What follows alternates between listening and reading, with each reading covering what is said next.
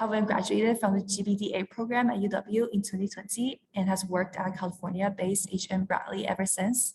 So in this talk, he'll be talking about the fun and not so fun bits of design in the financial sector. He's going to ask the question of, in an industry perceived as an arguably necessary evil, is it possible to be the good guy? So yeah, Calvin, you can feel free to try to share your screen. Yeah, thanks everyone for having me. My name is Calvin, and I guess I was gonna do like a self intro, but thankfully that's been done already. So I can probably just jump in. But yeah, the title of this talk is how to design like uneven banking experiences. But I sort of realized that to all the attendees here, you're probably a little too early in your career to decide like which industry you'll end up in or like even want to end up in. And that answer will probably change, you know, as you try different internships or work on different projects. And, you know, I'm still going to talk about, you know, my experience in banking near the end, because I think providing this perspective is probably somewhat valuable if this is something you're considering, or maybe it'll get you to consider it afterwards. But before we start, I want to actually dive into, you know, trying to define what good actually means. You know, if I call banking an evil experience, then we have to define like what does it actually mean to not be evil. So, you know, there's probably like a scale of evil, right, that everyone might have in their minds.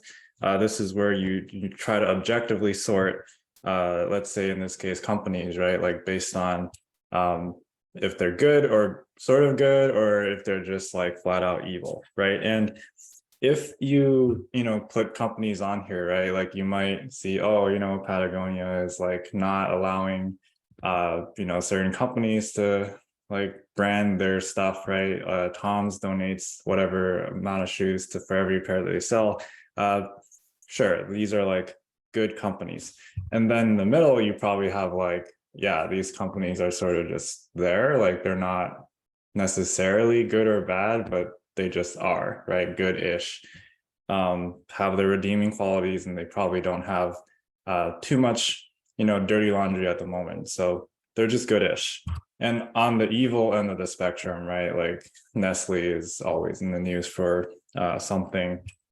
EA, you know, there was a time maybe like 10 years ago where microtransactions were seen as like a very, very evil thing in video games. British Petroleum, if you remember, like oil spills and like basically not taking accountability for them.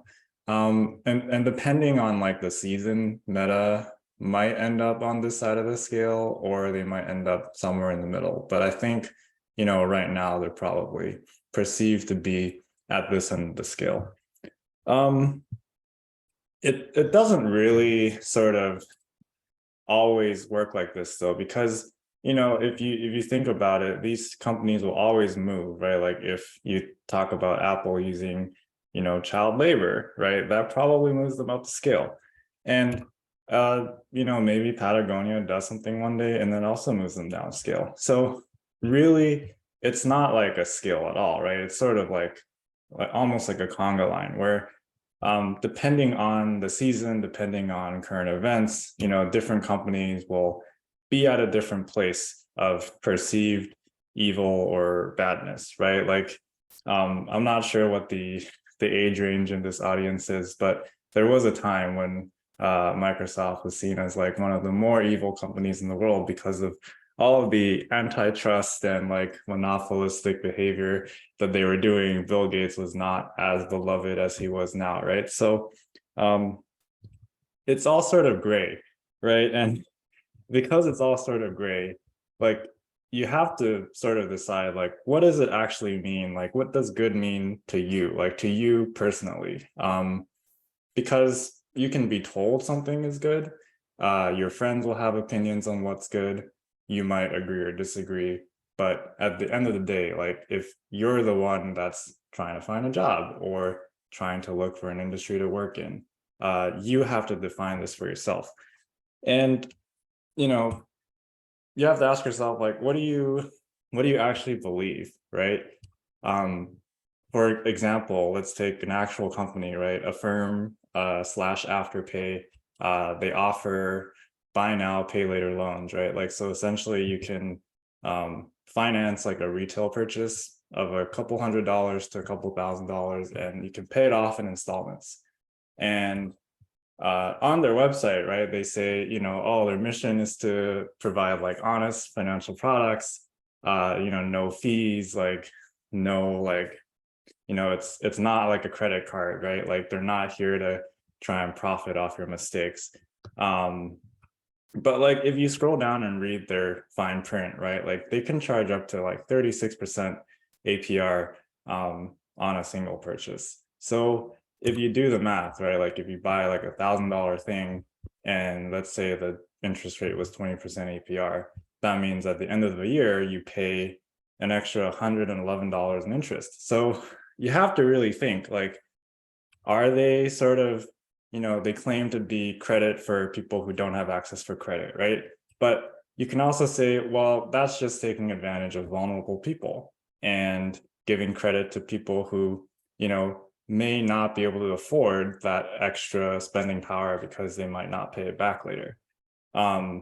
Yeah, again, they can say, oh, they're giving spending power back to the consumers, right? But you can also argue that they're trying to encourage living beyond one's means, right, for the sake of, I guess, capitalism. And they claim, oh, you know, clarity over your financial decisions, right? Like they don't have late fees or hidden fees. You see exactly what you're paying. But if, you know, no fees, but like charging 36% interest is okay, like at the end of the day, again, right, like if you choose to work at a firm, you have to believe their mission, right? You have to think to yourself, like, do you believe what it is that they're telling you, what their mission is, right? And if you don't agree with it, then to you, this might not be a good company, but to someone else, it might be perfectly fine. So once you've defined, like, what do you believe, right? The next question is, you know, what's your price? Because I think everyone sort of has this like moral, like ethical bucket, right, that they want to fill when they, you know, look for something. So in the case of a job or a company, you know, you might have these requirements for what a company has to be, right, for this bucket to be sufficiently filled enough for you to be convinced that you in fact want to like actually commit your time and, you know, work with this company on its mission. But I think most of us, you know, like if someone was to hand you like a giant bag of money, right, like if, you know, some company that you really hated offered you, you know, $2 million a year to work for them, you know, it might be a little hard to be like holding on to this bucket of, you know, what you feel is correct versus the potential payout. So not saying, right, that you should just take the highest paying job, but you do have to also consider, right, like there is probably a limit for you of what you're willing to give up for in exchange for compensation. So to continue to the actual topic that I submitted for this talk, which is how to design unequal banking experiences. For some context, HMBradley is a startup based in California, and we are not like technically a bank, but as with most fintech companies, we partner with the bank. So we use a bank and they hold our deposits, but we can build software on top of this and provide our own experience. So it's a banking experience. So first step is to do what I just talked about, right? Like you decide what good means to you, right? In my case, I think it was because when I joined HMBradley as an intern, HMBradley wasn't really a company yet. It was in like the very, very early stages. And I was basically working directly with the co-founders. And he sort of had this vision, right, of a bank that didn't try to screw over its customers and a bank that didn't just prioritize good service for the highest net worth customers, right? Like he believes in a world where everyone should be treated equally when it comes to finance. So I think for me, that was enough to be like, okay, that's something different. That's like a mission I can get behind. I think there are some interesting things that I can work on in this space. And the second thing to do when you're trying to design uneven banking experiences is you have to try to work on interesting things, because I think only from working on interesting things can actual good solutions appear. And you don't just end up churning out the same thing that all the other old and slow banks have been working on. So just as an example, right, this prompt, this is probably a prompt that appears a lot in bank design teams, or right, it's help their users, help their customers save money. So if you look at this chart or meme, just for illustrative purposes only, right? Like I'm not saying if you work at TD Bank that this is who you are, but I needed to find an example. But if the prompt was to help users save money, then maybe if it's not so interesting, then you'll just propose, just automatically transfer from their savings account to their checking account. And that's not really like, it's not really fun to work on, right? And it sort of just checks an item off the list. But if you really think about it, right, you can do so many things. Like you can have personalized savings goals, or you can help users build their own automated routines, sort of like, if this, then that, right? Like they can set up triggers for when money gets moved around. You can pay people interest based on what their savings rate is per month, which encourages savings. You can help them visualize, right, like where their money is going, whether they're cash flow positive or negative for the month, right? So there are a lot of things you can do that are interesting. And if you choose to work on these interesting problems, then, just as an example here, oops, that slide was in the wrong place. But if you work on interesting things, then you attract other people to work on interesting things with you. Because you can't really just do it yourself, right? Like as much as if you redesign Twitter, or if you talk to designers, right? Like we like to think of ourselves as, we create these experiences. We have this like big seat at the table, and all of these decisions, right? These great user experiences are because of us. But that's not generally how it works, because I think everyone has like a pretty level playing field here, right? Like you do as a designer, especially in an industry like finance or banking, you do have to work with other departments, right? Like if you want to do complicated, let's say you want to build that like automated savings routine thing, right? Then you need capable engineering teams that can actually build it for you. If you want to, for example, pay people more interest for better savings behavior, then you probably need a finance department that can help you crunch the numbers on what an acceptable amount of interest to pay is, and whether or not the amount of interest you pay is going to, bankrupt the company. Operations, you can't build a banking product without operations having your back, right? Like these are the fraud checks, the customer experience portals, right? These are all the things that need to be done in the back by a human that we can't do from automation.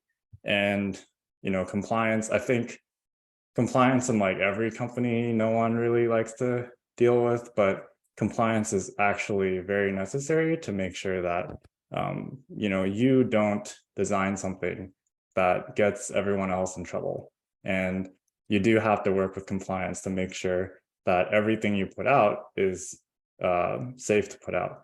And like there are definitely some things, right? Like it's not so much that just because you follow these 3 rules or 3 guidelines for making experiences in banking that don't suck or aren't evil. Like there are a lot of challenges, right, that come with working in especially banking. So there are a lot of things that suck, right? But one of the things that sucks is you get a lot of complaints about things that you either don't think about, don't think are possible to complain about, or complaints that just don't make sense.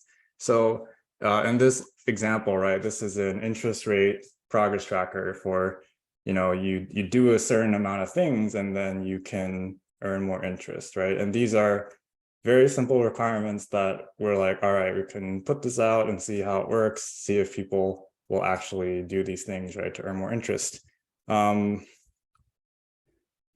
get comments, you get feedback like, why are there requirements, right? Like, why can't you just give us free money for doing nothing?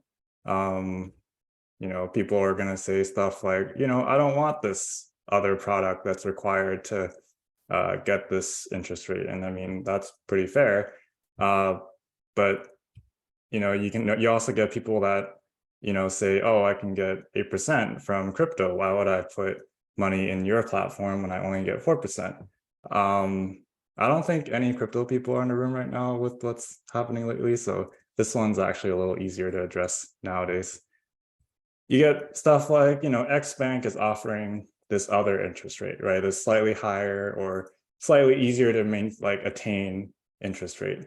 And the problem with all these complaints is that you can't just ignore them, right? Like, you do have to read through them.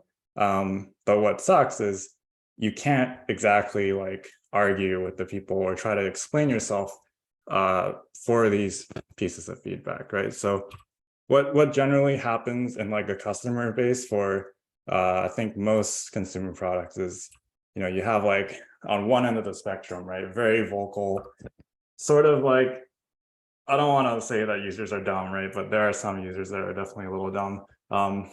And they'll basically complain about everything, right? So if you go on a subreddit for any product, you'll probably find that the vocal minority of users will complain the most. And these are pieces of feedback that you can't ignore, but you sort of have to, take the extra mental load to process all of it and see if there's anything valid in there. On the other end of the spectrum, you have the really smart users, right? And these users are also very, very vocal. These are usually the power users or the people that were early adopters, and they do also give feedback. And usually this is actually really good feedback, but the problem with it is you can't also address all of their feedback because you may not be in the product cycle that's correct, right, for the feedback to be applied, or maybe you're working on whatever they're addressing, or maybe the feedback actually doesn't make any business sense for your company, so you have to shelve it for later. But I think having a filter is one of the things that is really tough, because if you are working on a product, you are actually very invested in it, right? I would hope so. And if you are invested in something that you're working on, you're going to sometimes take some of these comments a little bit personally. So it's always a good idea to remind yourself, at the end of the day, right?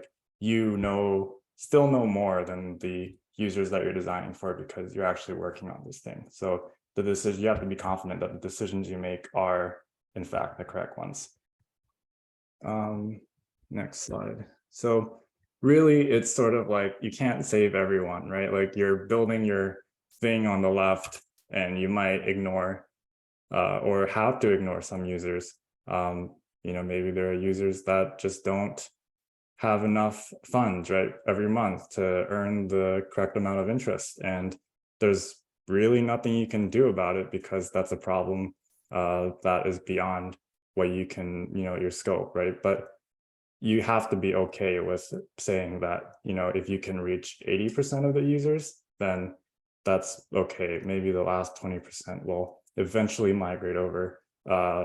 And you have to keep going, because if you stop and try to address everything in every single edge case, then you might die, right? Just because of the amount of time that you're spending not working on the core product.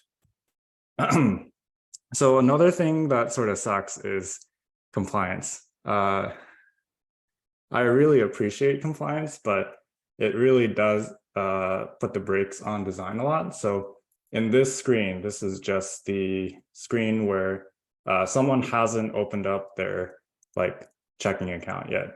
And this is the screen that we submitted for compliance.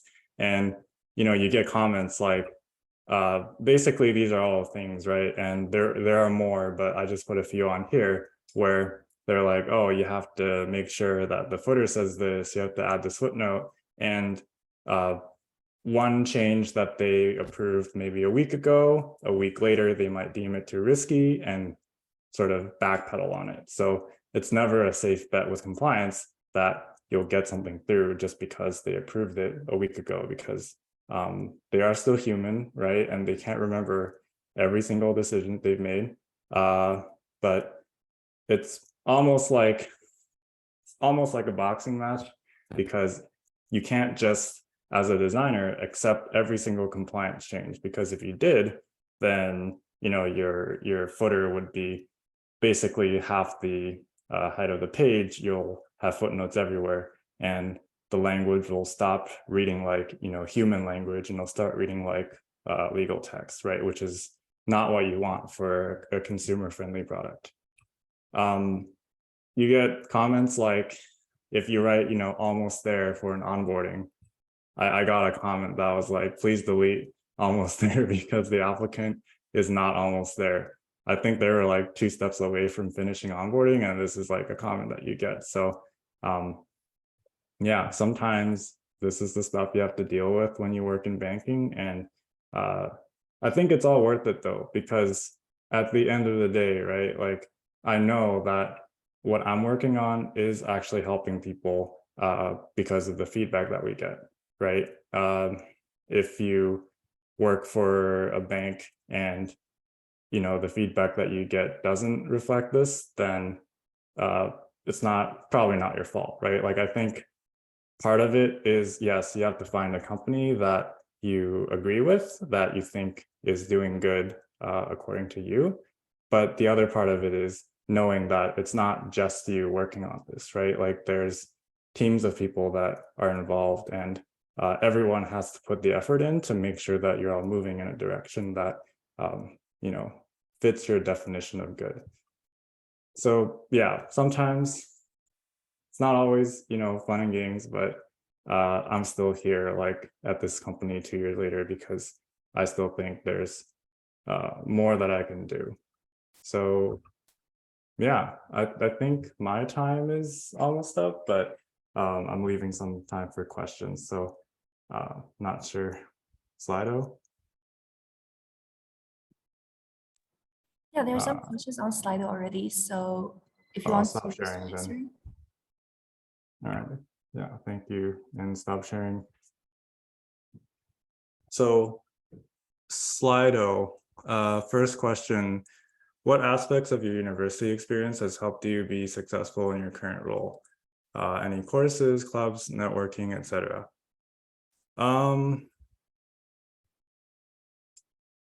I mean, I don't think there were any like particular courses or clubs that like, there's not one that stands out to me as like the thing, right, that helped me get where I am. I think the aspect of university that helped me was actually the like freedom that you have to sort of do and explore what you want to do. So for me, it was instead of taking 4 years to finish my degree, I took the flexibility to take 2 years off and just do a bunch of different internships before returning to finish my degree, right?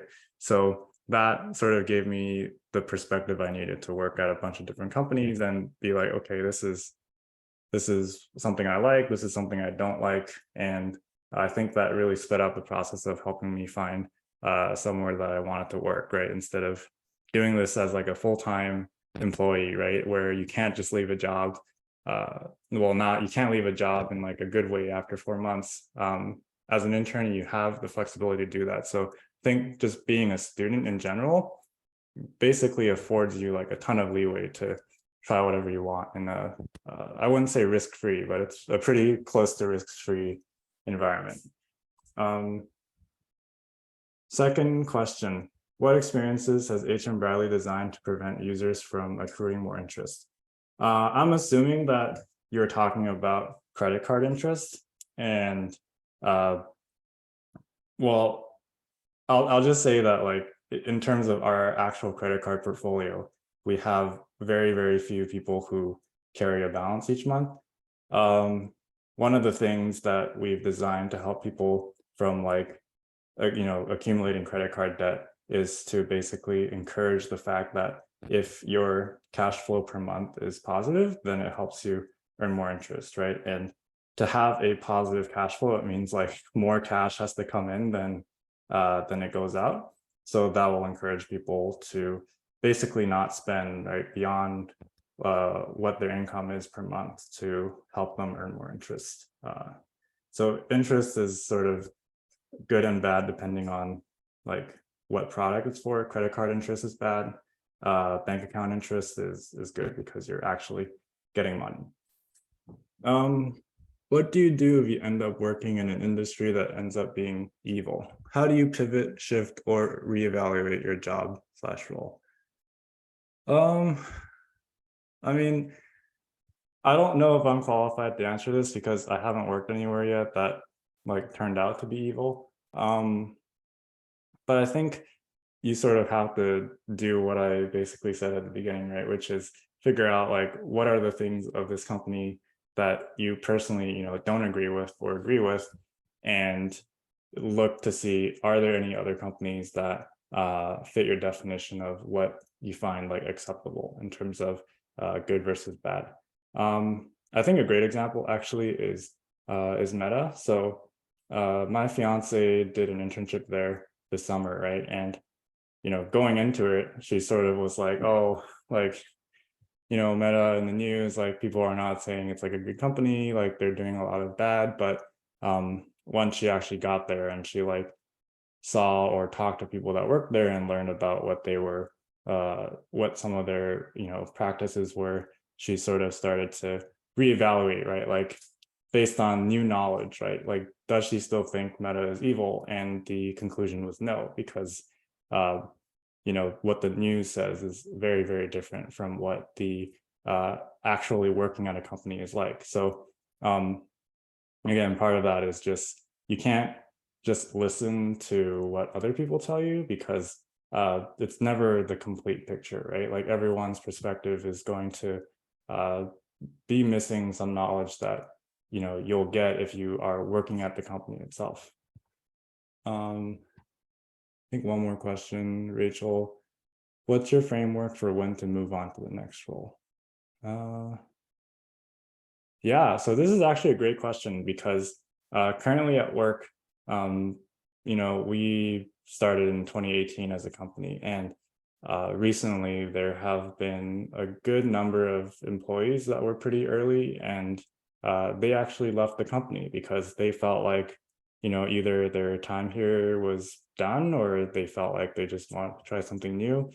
And I think an easy way to gauge whether or not you're ready to move on is, do you feel like you're still like, invested, right? Like, are you actively looking for new projects? Are you, looking for different opportunities in your company, right? Or are you sort of just coasting, right? And I think once you're there, it's pretty easy to figure it out yourself, right? Like, and I think the reason that it takes some time for people to accept that decision is, it's actually very comfortable to coast, right? Like it's, you get paid to basically do less, right? And you can take your time. But I think at a certain point, either you get very uncomfortable with coasting and getting away with it, or you just feel like, you're not excited to come to work anymore. And I think at that point, that's when you can start to think about like what you want next, either in terms of a company or in terms of a role. I think one last question. How did you personally decide what's good / bad, especially in an environment like Waterloo, where a lot of people push Cali or bust?